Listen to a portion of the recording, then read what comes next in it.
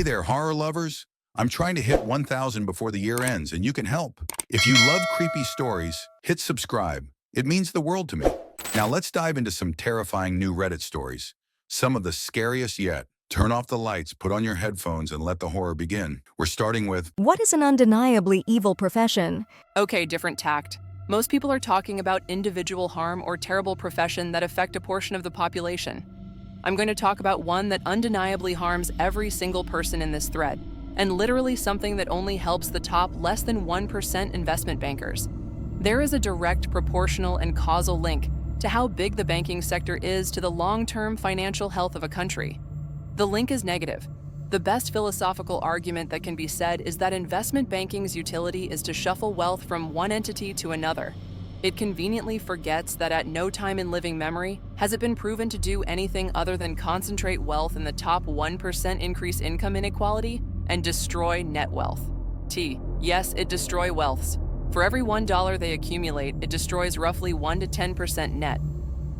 But they got my mom and pop shop alone. Yeah, that's not the problem. It's the billions they are shifting in markets that are nickel and dimming your retirement or pension every single day, by trades and moves that put billions into their pocket. I repeat, there is no proven economic utility to these shifts. They aren't increasing the productivity of society. They are literally taxing it, with the only goal is to make money. For them.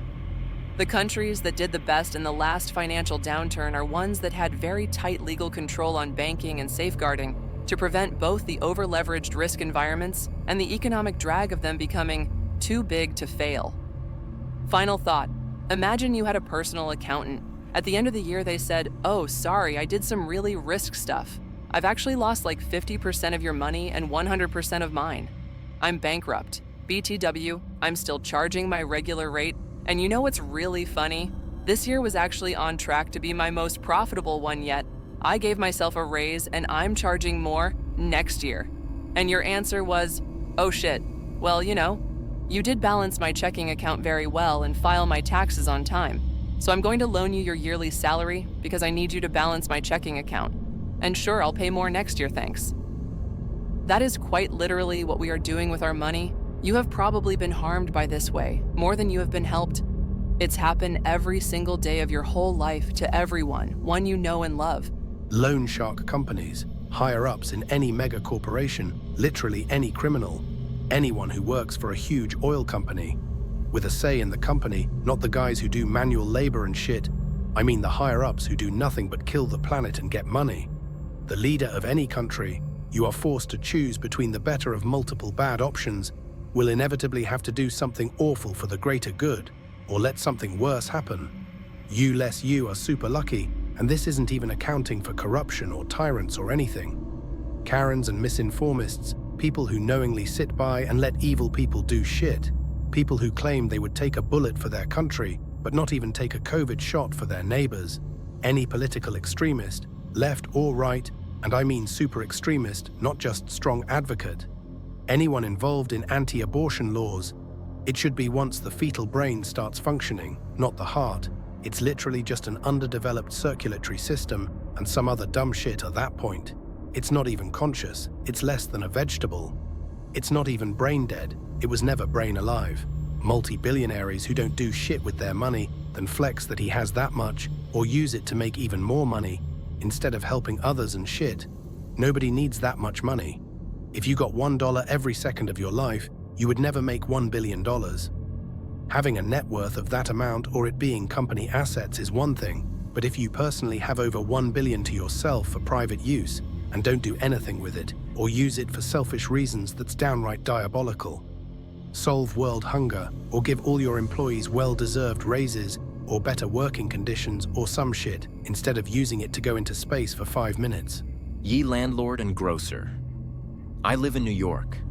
I can't walk from the subway to the office without seeing emaciated people staring nowhere with hollow eyes and shivering bones. It's getting cold out, and I'm terrified for them.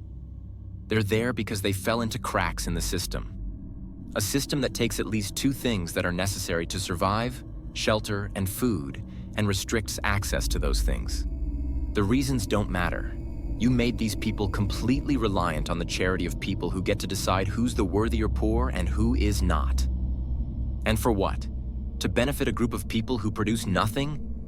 You're murdering people slowly by neglect, all for the sake of a resale and a job so easy you can be born into it? What the fuck is wrong with our society that we let this happen? And when are we going to make it stop? You look me in the eye and tell me withholding food and shelter is not evil, and I'll tell you to take a look in your mirror if you want to see real evil. Update. This has clearly proven to be a challenging concept for many of you, who insist on trying and failing to beat me over the head with, "But Sophia, what about unrelated silly thing?" And then screeching about how I'm apparently insisting that the only moral thing is to have no luxuries and live only in service of those less fortunate than they. And like, what the fuck are y'all talking about? And because at time of edit, 4:30 p.m. EST, December 12th, 2021, this is a conversation I've had to have in the comments. Moshe's bushy ball beard, 6 fucking times, I'm done. If what I said in this answer has you feeling ashamed that you've taken part in the devaluing of non-productive lives, then maybe you should do some self-examination. I am not here to entertain your pointless recriminations. I'm here to point out that your recriminations belie the fact that deep down, you know I'm right, and you don't like what that says about you as a person. I'm not your therapist. And to the folks in the comment, please go talk to your therapist. And I'm not getting paid enough to put up with that. Comments are fucking done. I think these are lawyers, the classic sophists. Truth or justice doesn't matter for the lawyers, as long as there is money and power.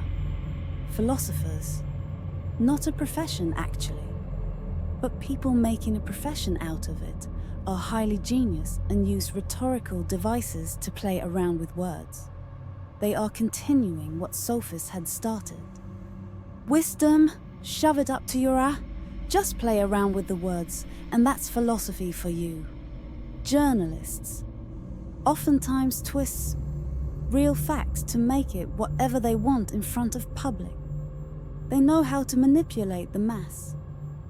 Honorable mentions, law enforcement, little bit of politics. You'd see where law actually ends up. Any other agents working for election campaigns, just helping to establish lies. Corporate and brand marketing, hear me out. This is a profession whose entire point is to wage psychological war on the general population, informing them that their life is shittier unless they buy their specific product. The industry as a whole celebrates when blatant lies are taken as truth, and it makes the company that lies about those things millions. It is directly responsible for the increase in social pressure caused by mass advertising, mass media, influencers, and mass data collection. It is the reason that entire generations have major issues with body image. It is the reason that men feel like they can't discuss shit with people, because that isn't manly. It is the reason that there is such a massive social divide between those with an audience and those without. It is the reason that there is a preference for big tits and an itty-bitty waist. It is the reason that a chunk of shiny rock that is mostly useful for industrial purposes is more valuable than thousands of other things. It is more common then.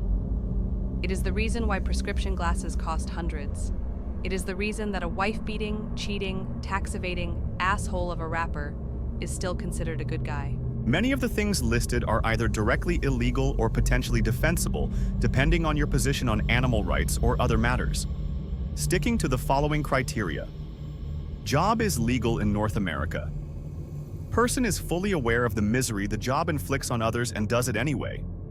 For me, that boils it down to the following. Owning and operating a for-profit prison, private military contractor when operating against populace on behalf of corporation. End communication. Lobbyist. All the competition in our economy is centered around this profession, more than actually providing for consumers. Here's the open secret in a perspective that demonstrates it. Shell, Chevron, Exxon, BP, etc. are not actually oil companies. They are lobbying firms that sell oil to pay their lobbyists to raid the public treasury. AstraZeneca, Pfizer, Bayer, Eli Lilly, Johnson & Johnson, and etc. are not actually pharmacy companies. They are lobbying firms that sell medicine to pay for their lobbyists to raid the public treasury. Walmart, Costco, Kroger, and Amazon are not supermarket chains or grocery stores. They are lobbying firms that sell groceries to pay their lobbyists to raid the public treasury. McDonald's, Burger King, Wendy's, Taco Bell, Sonic, Olive Garden, Rally's, Golden Corral, and etc. are not really restaurants. They are lobbying firms that sell cooked meals to pay for their lobbyists to raid the public treasury. Twitter, Facebook, WhatsApp, YouTube, and etc. are not actually social media companies. They are lobbying firms that get advertisers to pay their lobbyists to raid the public treasury. You can repeat the trend for the biggest names in any other industry. And by stealing our tax money like this, these lobbying firms, plus others like them, gain much more profits than they do by actually interacting with their customers. Lobbyist is only a word for professional scammer. They kill nations not with guns nor bombs, they do it with lies and fraud. That is why lobbyist is the most evil and insidious occupation, and everybody knows it. Health insurance adjusters. Here's an example that happens thousands of times every day. You go to the doctor's office because of some pain. Abdominal, knee pain, whatever. Doctor is slightly concerned and says we should check for abnormalities and orders an MRI.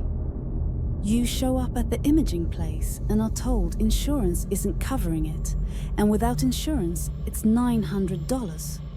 Could be fucking cancer, some internal damage, but no. Insurance won't cover a simple imaging. A company with $250 billion of revenue just can't afford it, even though you're paying them precisely to do this. Who made this medical decision for you? Your doctor, who went through 4 years of medical education and several more of residency. Who knows your medical history? Nope. This pencil pusher at their fucking desk made it, based on how much you are likely going to cost for their company. So, unless you're decently wealthy or just desperate, you don't get to know what's causing your pain, because an insurance adjuster thinks you should take an aspirin instead and see how that works, because it's cheaper. They are incentivized to not pay for your medical care. Most companies will suffer from making shitty products or providing poor services. But insurance companies will profit from going against your interests, breaking their own rules and hoping you don't call them out or litigate. Car insurance is better, because at least if other drivers are at fault, incentives are aligned and they will fight for you. But to health insurers, your body is always the enemy. It's absolutely insane to me how this is allowed in this day and age. Haha, funny story. I parked in a tow-away zone for like 5 minutes while I went to quickly post a package at a post shop. The post shop only has 2 parks, but right next door is another parking lot with lots of empty parks, and I thought it would be okay, but no. As soon as I came out of the building, my car was gone. They must have been watching. Later on, I found out they do this deliberately because there are many people who park there for a few minutes while they quickly run into the post shop to run errands. Anyway, it was about a 20-minute walk around to the tow depot, so I started to walk there. Figured they'd extort me for $100 or so to get my car back. When I got there, sure enough, there was my car in the lot, and the office building was one of those prefab square room things. There was no one inside, just an office with a computer that was on. I'm guessing the staff member was on a break or had gone somewhere to use the bathroom or something. Then it started to rain, and I had no shelter, except my car that was sitting there, so I got in the car. I then just decided fuck it, started up my car, and drove off through the already open gate in the lot. I was expecting a call or a letter over the next few weeks or months, but none ever came. I guess they didn't record it.